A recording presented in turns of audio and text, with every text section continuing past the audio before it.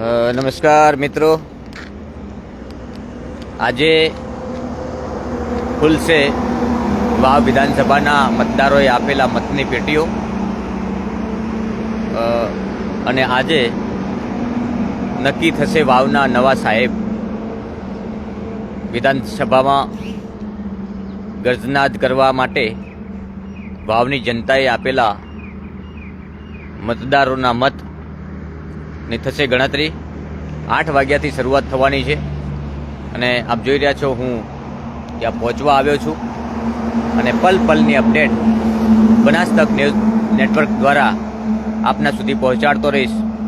અત્યાર સુધી આપે મને ભરપૂર પ્રેમ આપ્યો છે અને મને આગળ વધારવામાં પણ અદ્ભુત મને સહકાર આપ્યો છે. એવા મારા વહાલા દર્શક મિત્રોને અભિનંદન અને ગુડ મોર્નિંગ અને શુભેચ્છાઓ એટલા માટે કે આજે વાવ વિધાનસભાને મળશે નવા સાહેબ અને લાગે છે કે 12 વાગ્યા સુધીમાં વાવના નવા સાહેબ નક્કી થવાના છે. ત્યારે મારા દર્શક મિત્રોને લાઈવના માધ્યમથી જણાવું છું કે આપ કમેન્ટ બોક્સમાં તમારા મનગમતા સાહેબને એમનું નામ લખીને કમેન્ટ કરવા વિનંતી છે અને આ વિડીયો પણ વહેલી સવારનો વધુમાં વધુ શેર કરવા પણ વિનંતી છે.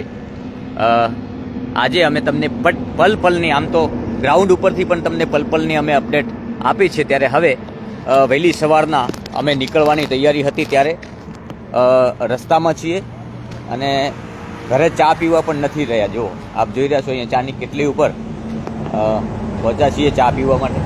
જો કાકા મને ચા આપી રહ્યા છે. આ અમારા સાથી મિત્ર છે ગંગારામભાઈ. ચાની ચુસ્કી મારવા પહોંચ્યા છીએ અને મને એવું લાગે છે કે આજે સાંજે વાવના નવા સાહેબની ચા પીવાની થશે. હવે કયા સાહેબ આવે છે એ તો આ પેટીઓમાં ભવિષ્ય નક્કી થવાનું છે. જેવી પેટીઓ ખુલશે એવી જ. પણ અત્યારે જુઓ, ચાની ચુસ્કી સાથે મારા દર્શક મિત્રો સાથે લાઈવ થયો છું. 8 વાગ્યાથી મતગણતરી ચાલુ થવાની છે. 8 થી 8:30 સુધી બેલેટ પેપરની મતગણતરી ચાલુ થશે અને ત્યારબાદ 8 વાગે જે પેટીઓ છે એ ખોલવાની છે.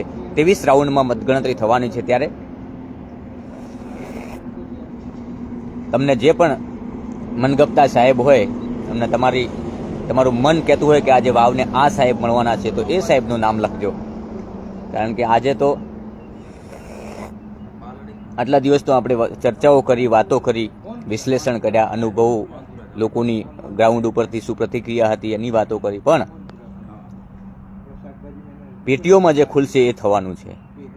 આપણે જે પણ ચર્ચાઓ કરી અત્યાર સુધી અપૌપચારિક ચર્ચાઓ હતી. માત્ર ને માત્ર આપણે વિશ્લેષણ કરતા હતા કે આવું થઈ શકે, આવું થઈ શકે, આ જીતી શકે, આ હારી શકે, અમને આટલા મત મળશે, અમને આટલા મત મળશે. પરંતુ આજે ચોક્કસપણે જે રાહ જોવાતી હતી એનો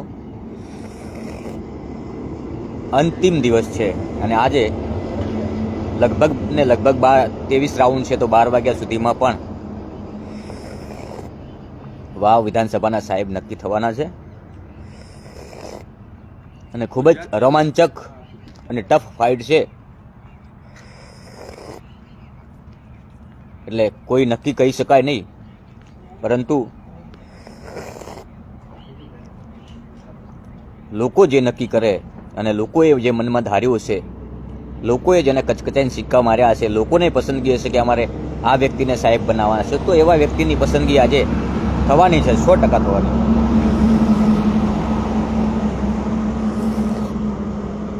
બિલકુલ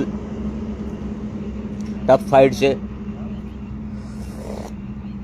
અને એમાં ખાસ કરીને ભાજપ અને કોંગ્રેસ વચ્ચે ખૂબ જ ટફ ફાઇટ છે. બહુ નજીવી માર્જિનથી કોઈ પણ કહી શકાય કે જીતી શકે છે. અહીંયા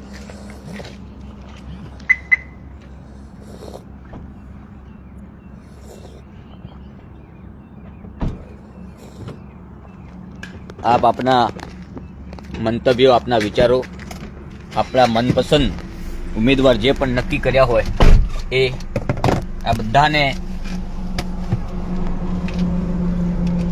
નામ તમે કમેન્ટમાં લખી શકો છો. તમારા જો હવે અમે ત્યાંથી નીકળ્યા છીએ ચાની ચુસ્કી લગાવી અને એવું થયું કે ચલો ચા પીતા પીતા મારા દર્શક મિત્રો સાથે પણ વાતો કરું. અને બનાસતકના દર્શક મિત્રો પણ રાહ જોઈ રહ્યા હશે કે બનાસતકના રાજગજર વહેલી સવારે ઊંઘ્યા હશે, પરંતુ 5 વાગ્યાના ઉઠીને નીકળી ગયા છીએ ઘરેથી અને પહોંચવા આવ્યા છીએ. લગભગ સતત તમને અપડેટ આપતો રહીશ, મારા માધ્યમથી આપતો રહીશ. બીજી ચેનલોમાં કદાચ ત્યાંથી પણ ત્યાં મને લાઈવ લે તો હું મારા માધ્યમથી તમને સચોટ અપડેટ અને સતત મારા પ્રયાસ રહેશે કે એકદમ સાચી માહિતી તમારા સુધી પહોંચે. તેના માટેના તમામ પ્રયાસો હર હંમેશા રહ્યા છે અને આજના દિવસે આખો દિવસ પણ રહેશે ને આવનારા સમયમાં પણ જે ભરોસો મૂક્યો છે મારા ઉપર કે સચોટ માહિતી એટલે બનાસતક સાથે મળતી રહેશે. અને એવી જ રીતે તમારા માટે હું ગ્રાઉન્ડ ઉપર જ્યાં જે પણ ઘટનાઓ હશે, રાજકીય હોય કે પછી કોઈ પણ હોય, હું તમને સચોટ માહિતી પહોંચાડવામાં હર હંમેશા અગ્રેસર રહ્યો છું અને રહીશ. આજે આપણે આતુરતાથી જે દિવસની રાહ જોઈને બેઠા હતા એ દિવસ એટલે કે વાવ વિધાનસભાની મતગણતરીનો અંતિમ દિવસ અને જે 13 તારીખે ઉમેદવારોના ભાવિ સીલ થયા હતા એમના ભવિષ્યનો પણ આજે પેટીઓમાં ખુલવાના છે. જે પેટીઓમાં મત સીલ થયા હતા એ મત આજે ખોલવાના છે, એ પેટીઓ આજે ખોલવાની છે.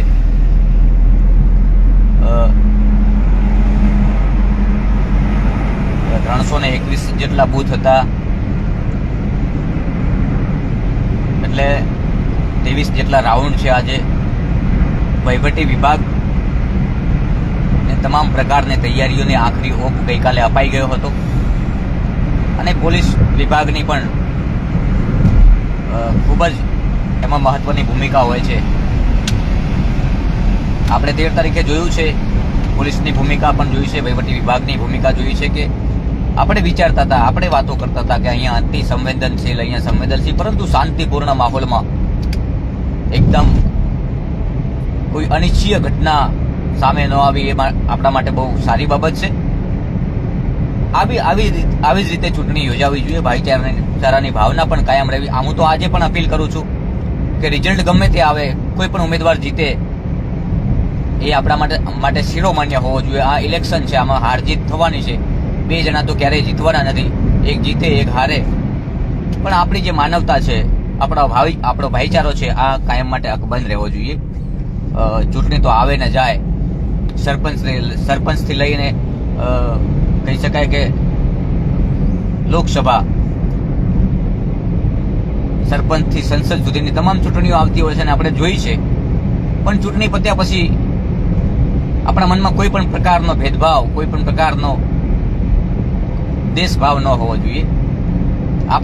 આપણા મનની અંદર ચૂંટણી પત્યા પછી પણ દરેકની માટે લાગણીઓ હોવી જોઈએ. આ મારો એક મુખ્ય સંદેશ છે લોકોને, અને આ જાળવી રહ્યો છે, અત્યાર સુધી જળવાયો છે અને આગામી સમયમાં પણ જળવાવો જોઈએ. ઉમેદવાર કોઈ પણ જીતે, એ જીત્યા પછી એ આખા વિસ્તારનો પ્રતિનિધિ હોય છે. આખા વિસ્તારના તમામ લોકો જેને મત આપ્યા હોય, ના આપ્યા હોય, પણ ચૂંટણી પત્યા પછી એ બધાના પ્રતિનિધિ હોય છે. એટલે બધા આપણે સાથે હળી મળીને વિસ્તારમાં રહીએ, આ જ મુખ્ય હેતુ હોવો જોઈએ. એટલે આજના દિવસે જે પણ ઉમેદવાર જીતીને આવે એમને પહેલાથી એડવાન્સ શુભેચ્છાઓ, શુભકામનાઓ. વાવની જનતાના પડેલા અધૂરા કામો પૂરા થાય, વાવની જનતાના પડખે હર સમય હાજર રહે અને વાવની જનતા વચ્ચે રહે. વાવ વિધાનસભા વિસ્તારમાં 3 તાલુકાઓ આવેલા છે. આ 3 તાલુકાઓ માટે હર હંમેશા અકબંધ રહે, કામગીરીમાં અવ્વલ નંબરે આવે અને સતત વિસ્તારના લોકોની ચિંતા કરે એવા નેતા આજે જ્યારે મળવાના છે, તો આપણે વિશ્વાસ પણ રાખવો જોઈએ કે ચોક્કસથી જે પણ ઉમેદવારો જીતે બધાના કામ થશે અને બધાની વાત સાંભળશે અને વિસ્તારના અધૂરા પડેલા કામો જે હશે એ પણ પૂર્ણ થશે. આજે આપણે કોઈ પણ નેતાની વાત અત્યારે હું નામ જોગ નથી કરી રહ્યો. અત્યારે માત્ર ને માત્ર એક સંદેશ છે કે હવે આપણે આજની જે અંતિમ દિવસ છે આજનો, તો આજના દિવસે આ રિઝલ્ટ આવવાનું છે અને આજના દિવસે વાવ વિધાનસભાને નવા સાહેબ મળવાના છે. નવા સાહેબને લઈને આપણે વહેલી સવારે ત્યાં પહોંચતા પહેલાં હું મારા દર્શક મિત્રો સાથે લાઈવ થયો હતો અને હવે તમામ જે અપડેટ છે હું તમને ત્યાં પહોંચ્યા પછી સતત આપતો રહીશ. ત્યાં સુધી મને રજા આપશો. નમસ્કાર.